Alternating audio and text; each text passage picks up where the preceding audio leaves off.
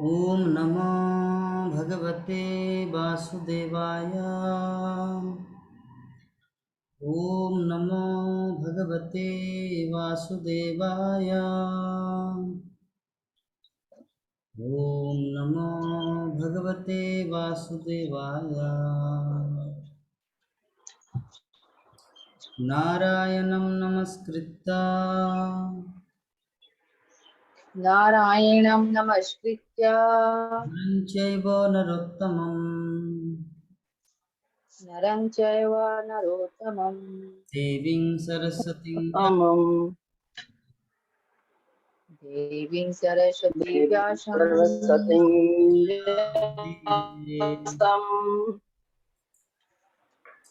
ततो ततो जयाधीर नष्टप्रायेषु अभद्रेषु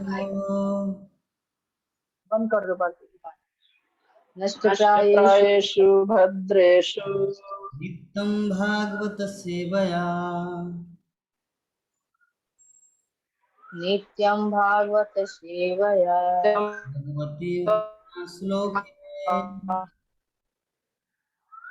भक्तिरुत्तम श्लोके भक्तिर्भवति नष्टिकी। भगवते उत्तम श्लोके भक्तिर्भवति नैष्ठिकी। श्रीमद्भागवतम प्रथम स्कंद 12 अध्याय श्लोक संख्या 26। राजर्षीणां जनयिता राजर्षीणां जनयिता राशिनाम जनयिता शास्ताचोत्पथगामिनाम् शास्ता चोत्पथगामिनां चोपथगामी निगृहीता कलेरेश निगृहीता कलेरेशा भुवो धर्मस्य कारणात्। भुवो धर्मस्य कारणात् भूधर्मस्य कारणात् राजर्षीणां जनयिता राजर्षीणां जनयिता राजर्षीणां जनयिता शास्ताचोत्पथगामिनाम् शास्ता चोत्पथगामिनां निगृहीता कलेरेव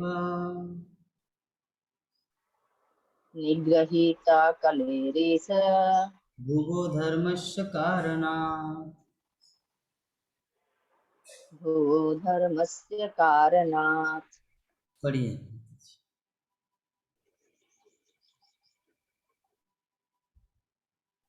हरे कृष्ण।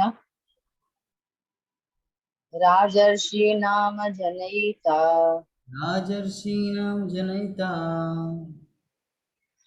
शास्ता चोत्पथगामिनं राजर्षीणां जनयिता शास्ता चोत्पथगामिनां शास्ताचोत्पथगामिनाम् हस्ताचोदपथगामिना निगृहीता कलेरेश निगृहीता कलेरेश भुवो धर्मस्य कारणात्। भो धर्मस्य कारणात् धर्मस्य कारणात्। हरे कृष्णा। हरे राजर्षीणां जनयिता राजर्षीणां जनयिता राजर्षीणां जनयिता शास्त्रात् च उत्पथगामिनां शास्ता चोत्पथगामिनां शास्ताचोत्पथगामिना निगृहीता कलेरेषु निगृहीता कलेरेश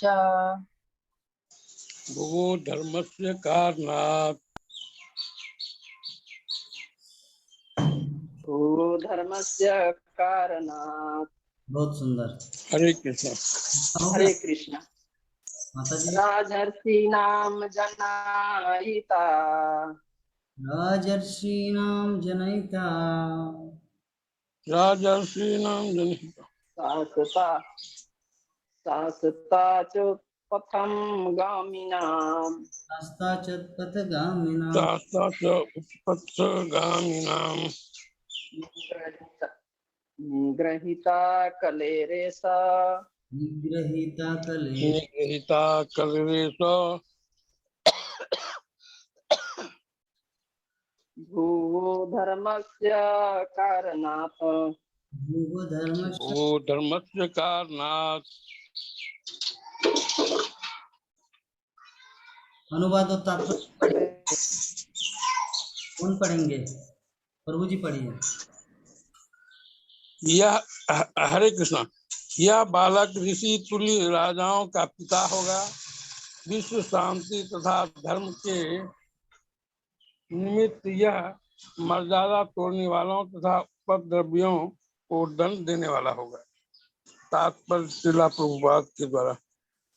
संसार में सबसे विलक्षण व्यक्ति भगवान का भक्त होता है। ऋषिगण प्रज्ञावान व्यक्ति कहलाते हैं और ज्ञान की विविध शाखाओं के लिए भिन्न भिन्न प्रकार के प्रज्ञावान व्यक्ति होते हैं। अतएव जब तक राजा या किसी राज्य का अध्यक्ष सबसे बुद्धिमान व्यक्ति नहीं होता, तब तक वह राज्य के सभी प्रकार के बुद्धिमान व्यक्तियों को बस में नहीं रख सकता। महाराज युधिष्ठिर के कुल की राजसी परंपरा के सारे राजा बिना किसी अपवाद के अपने काल के सर्वाधिक विलक्षण व्यक्ति थे और ऐसी ही भविष्यवाणी महाराज परीक्षित तथा उनके होने वाले पुत्र महाराज जन्मेजय के विषय में की जा रही थी। ऐसे प्रज्ञावान राजा ही मर्यादा तोड़ने वालों को दंड देने वाले कली या झगड़ालू तत्वों के विच्छेदक बन सकते हैं। जैसा कि अगले अध्याय से स्पष्ट हो जाएगा, महाराज परीक्षित मूर्तिमंत कली का वध करना चाहते थे, क्योंकि वह शांति तथा धर्म के प्रतीक गाय को मारने का प्रयत्न कर रहा था। कली के लक्षण हैं सुरा, स्त्रियां, द्यूत कीड़ा, कसाई घर।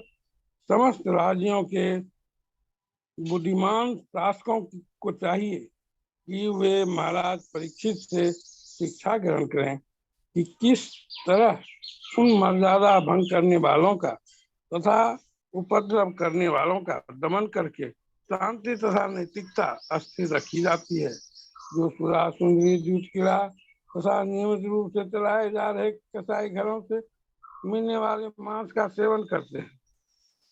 इस कलयुग में कला उत्पन्न करने वाले इन विभिन्न विभागों को चालू रखने के लिए लाइसेंस दिए जाते हैं।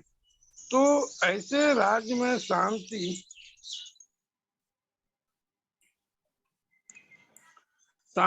तथा नैतिकता की आशा किस तरह की जा सकती है? अतएव राज्य के जनकों को भगवान की भक्ति द्वारा अनुशासन को भंग करने वालों को दंड देकर तथा कलह के लक्षणों का उन्मूलन करके चतुर बनने के सिद्धांतों का पालन करना चाहिए। यदि हम प्रज्वलित अग्नि चाहते हैं तो सूखे ईंधन का प्रयोग करना पड़ेगा, क्योंकि प्रज्वलित अग्नि तथा गीले ईंधन का मेल नहीं होता। शांति तथा नैतिकता वहीं फल फूल सकती है जहाँ महाराज परीक्षित तथा उनके अनुयायी के सिद्धांतों का पालन हो। हरे कृष्ण। बहुत सुंदर हमारे प्राणमोहन प्रभु जी पढ़े। जीवा माता जी को पढ़ने की इच्छा थी, लेकिन क्या करें, प्रकृति का नियम है, कुछ काम आ जाता है, ऐसे भगवान सेवा छीन लेते हैं। तो जो ये हमारे पास अभी आज इतना नेट नहीं है, वाईफाई नहीं है, मोबाइल से कनेक्शन करके जुड़े हैं, वो भी 50% हो चुका है। पता नहीं 10 मिनट चलेगा या आधा घंटा चलेगा, इसीलिए हम लोग ओवरव्यू नहीं लेते, सिर्फ क्लास को स्टार्ट करते हैं, क्योंकि ओवरव्यू लेंगे तो क्लास खत्म होगी, तुरंत 10 मिनट में वार्निंग देगा। तो चलिए, तो 2 मिनट माता जी बोलेंगे थोड़ा। परसों दिन हम लोग क्या चर्चा किए थे, 2 मिनट, 2 से 3 मिनट के बीच में पूरा कवर करना। बताइए। हरे कृष्णा, दंडवत प्रणाम सभी वैष्णव भक्तों को। तो पिछले पिछले श्लोक में हम लोगों ने युधिष्ठिर परीक्षित महाराज के जन्म के बारे में ही अभी तक सुन रहे हैं। तो पिछले श्लोक में बलि महाराज और प्रहलाद महाराज के बारे में बताया गया कि राजा परीक्षित जो होगा ये तो उनका जो आचरण होगा वो बलि महाराज और प्रहलाद महाराज के जैसा होगा। तो बलि महाराज जैसे कि हम लोग 12 महाजनों में एक जानते हैं, और प्रहलाद महाराज जो भगवान कृष्ण का अनन्य भक्त है। कृष्ण के सिवा इनका कोई इष्ट नहीं है, कोई देव नहीं है, एकमात्र भगवान कृष्ण ही इनका उपासक देव है, इष्ट है। तो बलि महाराज की चर्चा क्यों आई? तो कहते हैं कि शास्त्र में गुरु का त्यागना निषेध है, गुरु का त्याग कभी नहीं करना चाहिए। लेकिन कहते हैं कि जो गुरु या जो माता पिता भगवत प्राप्ति से विमुख करे उसको त्यागने में कोई दोष नहीं लगता है। तो 52 अवतार में जब बलि महाराज के यहाँ भगवान आए थे तो शुक्राचार्य जी ने उनसे दान देने के लिए बाध्य कर रहा था कि मत दो, तुम जानता नहीं है ये कृष्ण है, ये छलिया है, तो इसे नहीं देना है, ऐसा करके बोले। तो बोले कि यदि भगवान है तो फिर हमको तो उनको देना ही है। तो इस प्रकार से भगवान के सामने जाने से शुक्राचार्य जी मना कर रहे थे। तो उस समय बलि महाराज जो है अपने गुरु का भी त्याग किए। तो कहते हैं कि भगवत प्राप्ति के लिए गुरु को भी त्याग देना है जो कि भगवत प्राप्ति में बाधा डाले। दूसरा चीज हम लोगों ने देखा कि हनुमान जी महाराज भगवान की भक्ति के लिए वैकुंठ धाम भी जाने के लिए मना कर दिए कि नहीं भगवान, जब आपके धाम में आपकी कथा नहीं होगी तो मैं नहीं जा सकता, मैं आप ही के शरण में रह करके आप ही के चरणों का दास बन करके जहां जहां कथा होगी वहां वहां हम लोग श्रवण करेंगे। तो इस तरह से हम लोग देखे कि भरत जी महाराज जो त्रेता युग में हम लोग जानते हैं, वो भी अपनी माँ का त्याग कर दिए, भगवान बन चले गए भगवान से विमुख होने के कारण। तो इस तरह से हम लोग बहुत सारा देखिए। ऐसे कल प्रभु जी ने बताया था कि ये भीष्म पितामह जो अंबिका अम्बालिका को ग्रहण काशी नरेश की पुत्री को लेकर के आए, फिर अम्बा से शादी नहीं करने के कारण उनको भी त्याग दिए। उनके बारे में बहुत सारा बताया गया कि परशुराम जी महाराज भी जो उनके स्वयं गुरु थे, उन्होंने भी कहा कि नहीं आप शादी कर लो, मेरी आज्ञा है। लेकिन उन्होंने बोला कि नहीं, मैं तो आजीवन ब्रह्मचर्य रहने का प्रण कर लिया हूँ, प्रतिज्ञा संकल्प कर लिया हूँ अपने पिता के लिए, इसलिए मैं शादी नहीं कर सकता हूँ। युद्ध भी हुआ, युद्ध में वरदान मांगे कि यदि युद्ध में आप वरदान हमको देना चाहते हैं तो गुरुवर आप यही दीजिए कि युद्ध यहीं पर विराम कर दिया जाए। तो इस प्रकार से हम लोगों ने देखा कि भगवत प्राप्ति के लिए हमारे मार्ग में जो भी बाधा होता है उसको हम त्याग सकते हैं। तो भरत जी अपनी माँ को त्याग दिए। तो ऋषभ देव के अनुसार भगवान का भक्त, जो माँ बाप अपने बच्चे को भगवान श्री कृष्ण का भक्त बना सकता है, वही माँ असली में माँ होती है, वही पिता असली में पिता होता है, जो कि अपने पुत्र को कृष्ण भक्ति दे सके। अन्यथा वो पिता पिता नहीं है, वो माता माता नहीं है। माता पिता को ये सोचना चाहिए कि जो बच्चे हमारे गर्भ में आ गए उनको इतने अच्छे संस्कार दें ताकि वो दूसरे माँ के गर्भ में जाकर के ऐसा कष्ट ना पाए, वो सीधा भगवत धाम को जाए। तो ऐसी भक्ति हमें अपने बच्चों में देना चाहिए। तो कहते हैं कि हमारा जो भी ये संस्कार है, जो हम लोग भागवतम में पढ़ते आ रहे हैं, देखते आ रहे हैं, सुनते आ रहे हैं, ये किसी का घर परिवार का विशेष बनाया हुआ नहीं है, ये साक्षात भगवान का लीला है। भगवान जैसे जैसे जो आचरण किए हैं वही हम लोगों को इस भागवतम से मिल रहा है। तो भगवान के द्वारा किया हुआ आचरण को हम लोग अपने जीवन में उतारते हैं। तो जैसे बोलते हैं कि हमारे उच्चारण में जो माता पिता का बोलना, हरे कृष्ण महामंत्र, या जैसे हम लोगों ने समझे कि किसी एक व्यक्ति विशेष का नंबर को यदि हम डायल करते हैं तो इस भौतिक जगत में विशेष व्यक्ति के पास वो नंबर जाकर लगता है। तो उसी प्रकार से ये हरे कृष्ण महामंत्र जो है ये भगवान का वैकुंठ धाम का नंबर है, गोलोक वृंदावन का नंबर है। इसको जैसे ही हम लोग जाप करते हैं, जैसे ही उच्चारण करते हैं, तो ये डायरेक्ट भगवान के धाम को लगता है और भगवान के पास जाता है।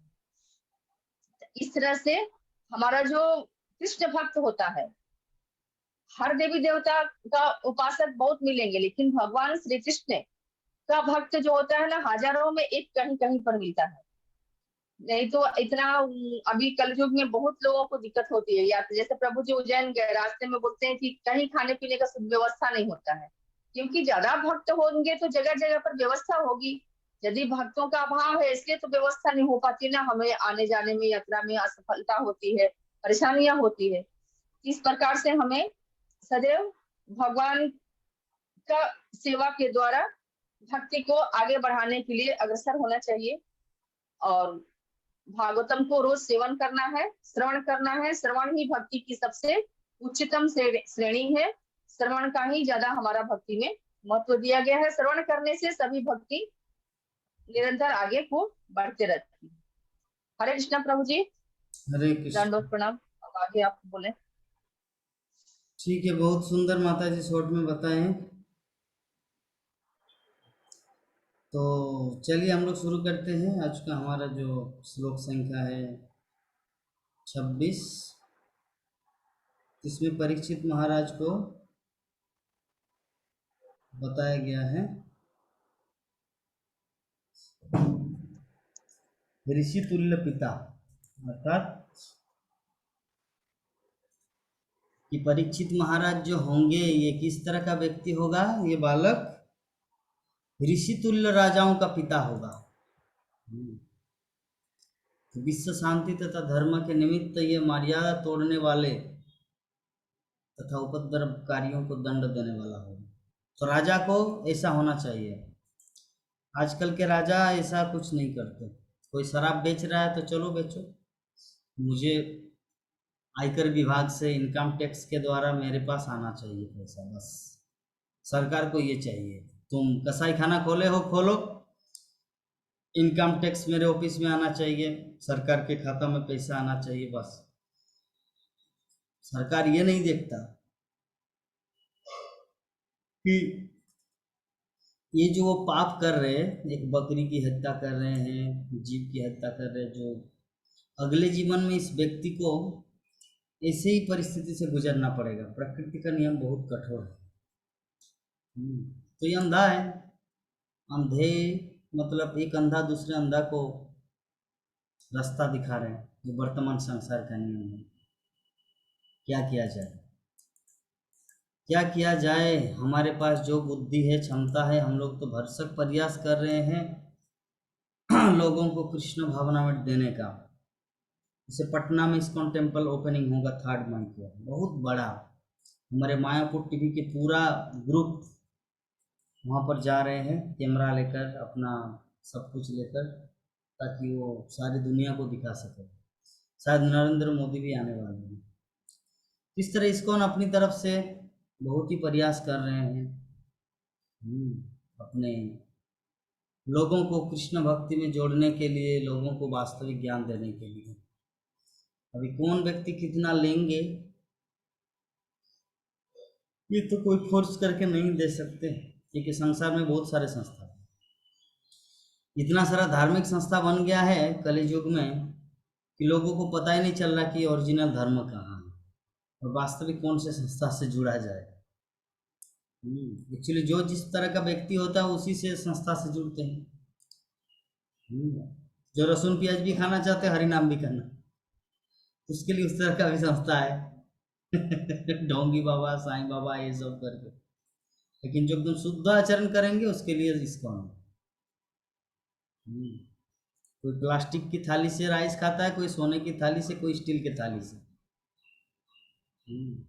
सरकार अलाउ की है सब तरह का दुकान बेचने का, स्टील का थाली वाला, कागज का प्लेट वाला, या सोने की थाली, जो भी है सब तरह का फैसिलिटी दिया गया। आप जिसमें खाना चाहे खाओ। तो वर्तमान में वही स्थिति है, जो जिस तरह का व्यक्ति उस लेवल में खाते हैं। जो मीट मछली खाते हैं वो भी, जैसे बंगाल में क्या है, हर कोई व्यक्ति गले में तुलसी धारण करता है, लेकिन खाता है मछली, बेचता है मछली। सबकी बात नहीं कर रहे, लेकिन ऐसा है। हर कोई, ज़्यादातर।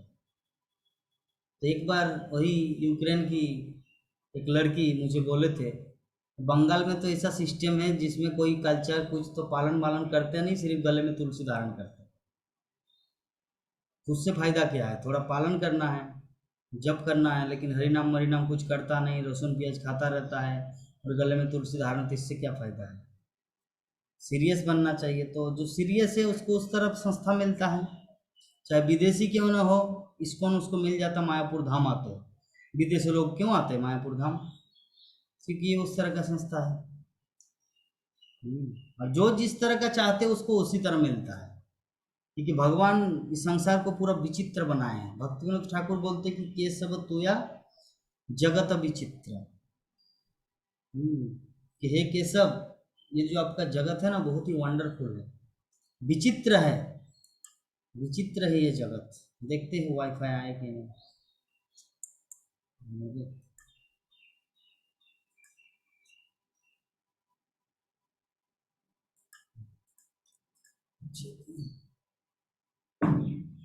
तो ये केशव, ये जो तुम्हारा जगत है ना, ये बहुत ही वंडरफुल है, विचित्र है, विविधताएं हैं, अलग अलग लोग हैं, विभिन्न तरह के लोग हैं। कोई कोई लोग है थोड़े में गुस्सा हो जाते हैं, कोई कोई लोग है कितना भी कुछ बोले वो चुपचाप रहेगा। इस तरह दिखने को मिलता है। हमारे घर में एक लड़की आई थी कुछ दिन पहले,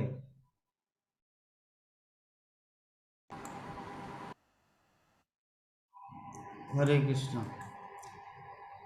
तो हमारे घर में एक लड़की आई थी कुछ दिन पहले, एक्चुअली शादीशुदा का बात चलने वाला था। लड़के की तरफ से आए थे 2 भक्त, मतलब उनके माता पिता और लड़का।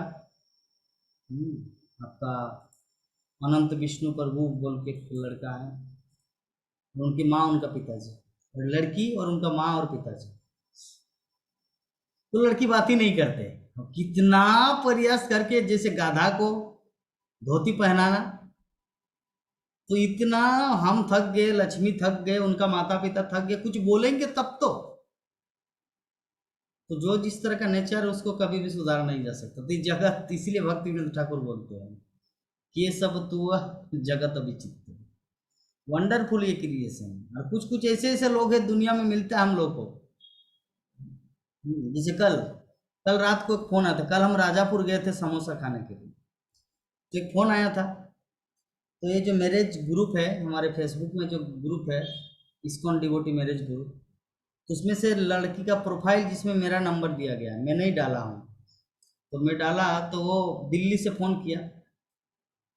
तो फ़ोन करने के बाद मैंने उठाया, बोले कि मुझे लग रहा है कि लड़की फ़ोन उठाएंगे, ये तो व्यक्ति फ़ोन उठा रहे हैं। उसको गुस्सा आ गया।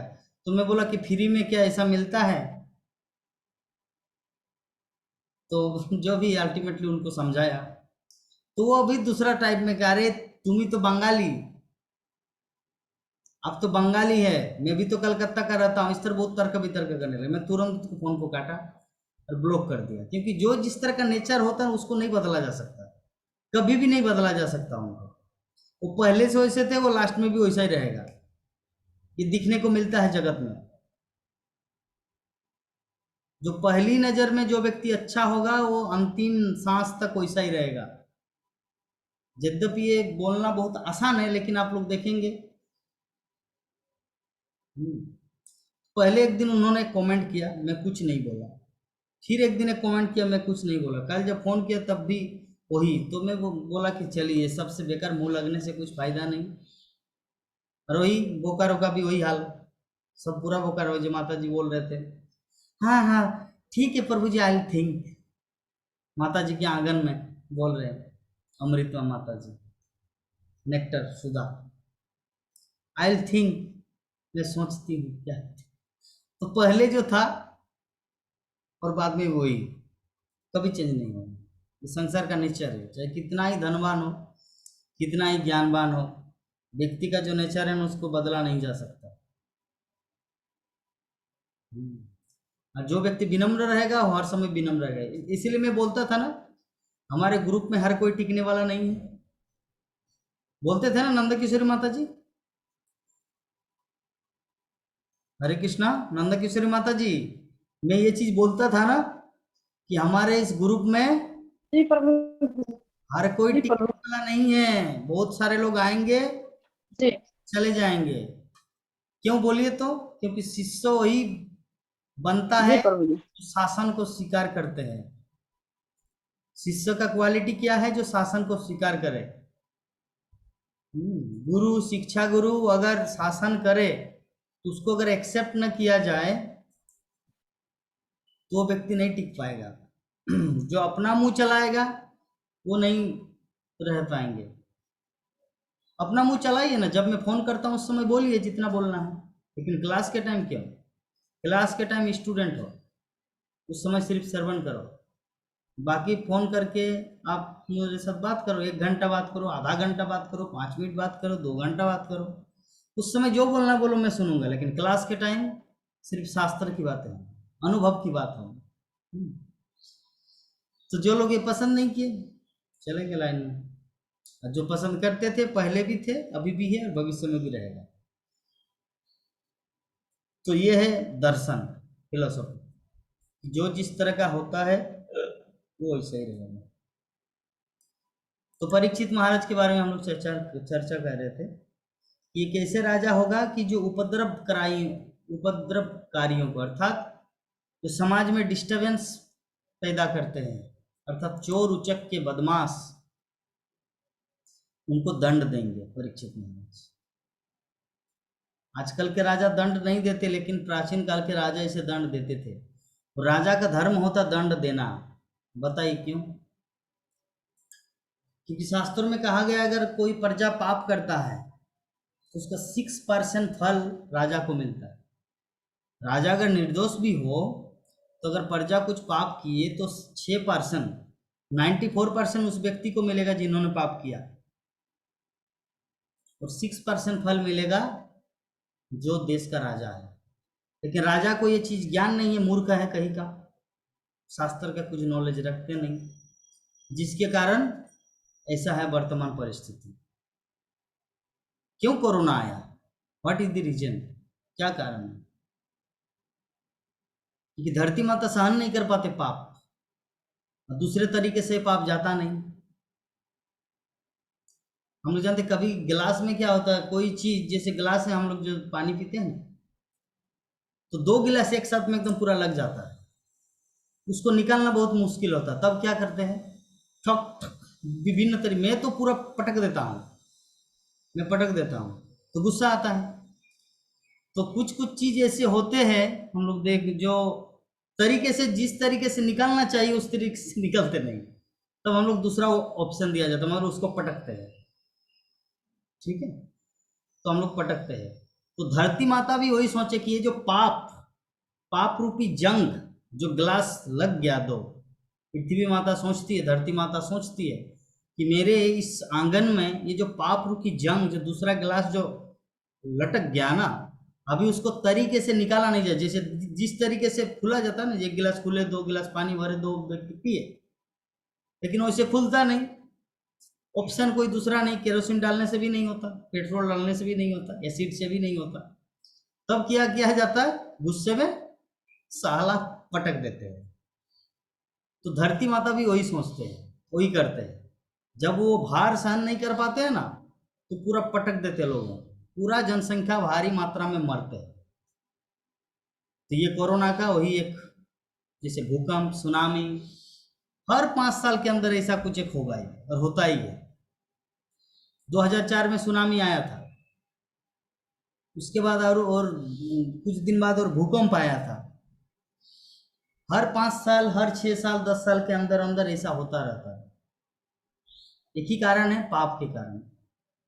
अगर सरकार के पास ये ज्ञान रहता तो धरती एकदम स्वर्ग जैसे होते। हम लोग जानते हैं युधिष्ठिर महाराज के साम्राज्य में क्या नहीं था, कुंती महारानी क्या प्रार्थना कर रहे कि फल फूलों से पूरा भरा पड़ा है ये संसार, वृक्ष फलों से लदे हुए हैं, नदियों में सुंदर पानी बह रहे हैं, मीठा पानी, सब कुछ है। क्यों? किसके कारण? भगवान श्री कृष्ण के कारण। क्योंकि जब तक भगवान थे तब तक पाप का कोई बोलबाला नहीं था। जैसे भगवान श्री कृष्ण चले गए, पाप पूरी तरह से आक्रमण कर दिया। और पाप जो है ना, वर्तमान में पाप का जो हेडक्वार्टर है, कहाँ से आता है पाप? जुआ से, नशा से, अवैध स्त्री संग से और मांसाहार से पाप यहाँ से निकलता है। जैसे जानते हैं ना कि स्टील कहाँ से बनता है? बोकारो स्टील सिटी से। लोहा कहाँ से बनता है? टाटा स्टील प्लांट से। कोयला कहाँ से निकलता है? धनबाद से। उसी प्रकार पाप कहाँ से निकलता है? चार फैक्ट्री है, 4 कंपनी है। जुआ, नशा, अवैध संग और मांसाहार, ये 4 जगहों से पाप निकलता है। तो ये सब कहाँ पर ज्ञान है? ये सब शास्त्रों में वर्णन है, शास्त्रों में ये सब का उल्लेख है। लेकिन वर्तमान संसार की दशा इस तरह हुई है कि लोग अध्यात्म में रुचि नहीं लेना चाह रहे, जिसके कारण कुछ ज्ञान भी नहीं है। तो क्या किया जाए? भगवान तो आके ऐसा नहीं कह रहे खाओ खाओ, चल मुंह खोलो खाओ। भगवान तो ऐसा नहीं करेंगे ना, वो तो तब तो स्वतंत्रता देने का कुछ अर्थ ही नहीं है। भगवान हम सबको स्वतंत्रता दिए है, इसके पीछे कारण क्या है? क्योंकि हम लोग स्वतंत्रता चाहते थे। भगवत धाम में हर कोई जीव कृष्ण के साथ आनंद से विहार करते थे। लेकिन जब जीव देखते हैं, सोचते हैं कि चलिए मुझे थोड़ा एंटरटेनमेंट करना है, कैसे? जैसे भगवान करते थे। भगवान कैसे करते हैं? थोड़ा बिन साजन झूला झूलो, मतलब रासलीला में झूलना, ऐसे फिर ऐसे सड़क में आपका गोपियों के साथ 16,108 रानियों के साथ, हाँ, नाइट क्लब में ये वो थोड़ा आनंद करना है। तो भगवान सोचते आ रहे, इसके मन में ऐसा भाव आया, चलो तो इसको भेज देते हैं मर्तलोक में, जहाँ पर इस तरह की सुविधाएं हैं। जैसे सुअर अगर मल खाना चाहे, अगर वो स्वर्गलोक में रहता तो कहाँ भेजा जाए? पृथ्वी लोक में। तो ऐसे ही कोई जीव अगर भगवत धाम में रहते हुए इस तरह का नीच विचार करे, उसको तो यहाँ पर आना ही पड़ेगा। तो ही अवस्था हमारी है। हम सभी एक शुद्ध आत्मा है, शुद्ध चिन्मय आत्मा है, जो भगवान के शुद्ध पार्षद है। लेकिन वर्तमान परिस्थिति क्या है हमारा? भगवान का जैसा भोग करना चाहने के कारण हम लोग यहाँ पे चले आए। सबके हृदय में ये वासना है कि मुझे कृष्ण जैसा भोग करना है। और ये कब होता है? जब अज्ञान का पर्दा आता है दिमाग में। अभी कोई प्रश्न कर सकता, प्रभु जी भगवत धाम में भी ऐसा अज्ञान रहता है क्या? एक्चुअली एक बार सबके लिए होता है। जैसे जब बच्चा जन्म लेता है तो जीवन में एक बार पोलियो का टीकाकरण करना पड़ता है। उसी प्रकार भगवत धाम में जो भी जीव है ना, एक बार उसको भौतिक जगत में आना ही पड़ता है देखने के लिए।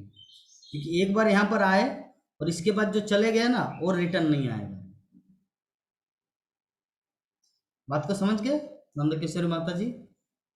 कोई किसी के मन में ऐसा प्रश्न उठ सकता है कि प्रभु जी अगर भगवत धाम में भी अज्ञान है तो सच्चित आनंद का अर्थ क्या है? सत मतलब शाश्वत, चित मतलब ज्ञान से पूर्ण, आनंद मतलब इंजॉयमेंट, आह्लादपूर्ण आनंद। तो भगवत धाम में अगर पूर्णतः आनंद है, 100% आनंद है, चित है मतलब ज्ञान है, तो भागवतम क्लास में प्राण मोहन प्रभु क्यों सोएंगे? है ना? तो जो भी है, भगवत धाम में भी नींद आता है। प्रभु जी बहुत आराम से सो रहे थे।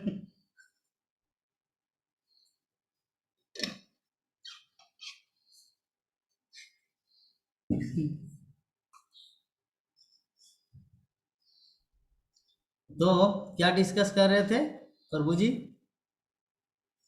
सो के भगवत धाम चले गए।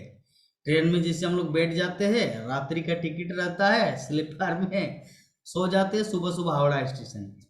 तो ऐसे सुबह सुबह भगवत धाम। ब्राह्मण प्रभु जी की यही इच्छा है कि भागवतम क्लास में सो जाएंगे और मर जाएंगे, सीधा भगवत धाम। यही इच्छा है प्रभु जी का। तो जो भी है, हम लोग डिस्कस कर रहे थे किस चीज का, कि भगवत धाम में भी अगर अज्ञानता है तो सच्चिदानंद का अर्थ क्या है? चित मतलब ज्ञान से पूर्ण। तो अगर वहां भी किसी व्यक्ति के अंदर में ऐसा अपूर्णताएं हैं कि मैं भी कृष्ण की तरह भोग करूंगा, गोपियों से प्रेम करूंगा, ठीक है, ऐसा अगर किसी के मन में विचार है तो फायदा क्या है?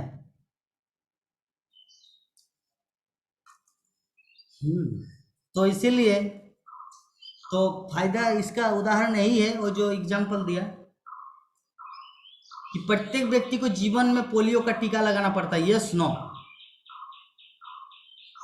यस। उसी प्रकार भगवत धाम से एक बार यहाँ पर एक बार आना पड़ता है टीका लगाने के लिए, तभी व्यक्ति स्वस्थ बनता है। अर्थात भगवत धाम में भगवान कृष्ण क्रिएट किया जीवात्मा को, भगवान कृष्ण क्रिएट किया, क्रिएट करने के बाद, सृष्टि करने के बाद वो वहां पर रह गए तो अनुभव नहीं होगा।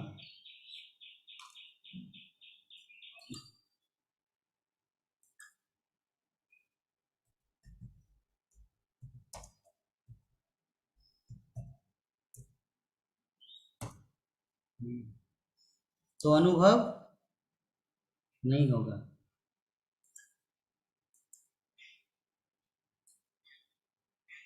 जैसे और एक एग्जांपल देखो, हम सब जब इस्कॉन में ज्वाइन किए थे ना, 3 महीना का training, NDP, new devotee training course, जैसे ही 3 महीना खत्म हुआ फिर पीजीसी पोस्ट ग्रेजुएशन कोर्स और 3 महीना, 6 महीना। उसके बाद हम लोगों को भेजा गया प्रचार में। कौन सा प्रचार में? बुक डिस्ट्रीब्यूशन, जो सबसे कठिन कार्य है इस संसार में। सबसे कठिन कार्य बुक डिस्ट्रीब्यूशन। नौकरी करना, शादी करना, प्यार करना, ये करना सब आसान है, लेकिन book distribution very very difficult. कोई लेना नहीं चाहता, कोई व्यक्ति भगवत गीता लेना नहीं चाहता, द्वार द्वार भटकना पड़ता है। लेकिन जिस दिन भागवतम सेट जाता है ना, उस दिन जीवन का सर्वोच्च आनंद मिलता है। ठीक है, तो ये सबका अनुभव हो चुका है। तो अगर ट्रेनिंग के बाद हम लोग को ये बाहर फील्ड में नहीं भेजा जाता, वहीं पर हम लोग गधा की तरह बैठे रहते, अर्थात मायापुर धाम में, तो लोगों के साथ कम्युनिकेशन करने का, लोगों से बातचीत करने का, लोगों को कृष्ण तत्व के बारे में बोलने का हमारे पास कुछ ज्ञान नहीं रहेगा। इसीलिए हमारे जो अथॉरिटी है, पहली अवस्था में ही व्यक्ति को, भक्तों को बाहर भेजा जाता है। क्योंकि पहले अगर थोड़ा सा मायापुर धाम में रहे, सुख सुविधा पूर्वक ब्रह्मचारी आश्रम में 3 बेला बोरा मोटा पेट करके खाए, ठीक है, और उसके बाद उसको अगर संकीर्तन में भेजा जाए तो नहीं कर पाएगा, और वो नहीं कर पाते हैं। जो व्यक्ति पहली अवस्था में इस्कॉन संकीर्तन में नहीं जाता बुक डिस्ट्रीब्यूशन करने, वो कभी नहीं कर पाता, जीवन में कुछ उन्नति नहीं कर पाता वो। लेकिन जो वहां पर जाता वो एक्सपर्ट होता है, जो भी करता परफेक्ट करता है वो। संकीर्तन ऐसा चीज है, प्रभुपाद बोले हैं, अगर कोई 12 वर्ष संकीर्तन किया लाइफ में तो दुनिया को जीत लेगा वो, इतना अनुभव उनके अंदर आएगा। तो खैर 4 तिया 12, 4 into 3 12, मैं 4 साल किया लेकिन 12 वर्ष का अनुभव है। ठीक है, ये मीटिंग हमारा 1 मिनट में खत्म हो जाएगा, दूसरे में ज्वाइन करते हैं।